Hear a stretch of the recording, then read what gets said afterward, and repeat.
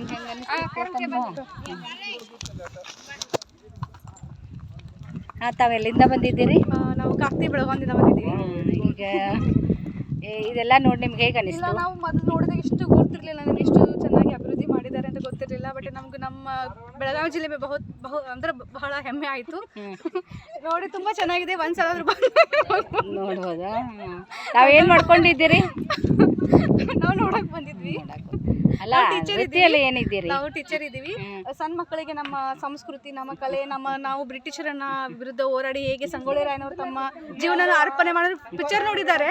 ಅದ್ರ ಬಗ್ಗೆ ಇಲ್ಲಿ ಬಂದು ಅವರು ಒಂದು ಸ್ವಲ್ಪ ವೀಕ್ಷಣೆ ಮಾಡಿದ್ರೆ ಅವ್ರಿಗೆ ಅರಿವಾಗುತ್ತೆ ನಮ್ಮ ಮೊದಲಿನ ಕಾಲ ಹೇಗೆ ರೀತಿ ನೀತಿ ಎಲ್ಲ. ಇನ್ನೂ ಬಹಳ ಚೆನ್ನಾಗಿ ಅಭಿವೃದ್ಧಿ, ತುಂಬಾ ಕ್ಲೀನ್ ಇದೆ.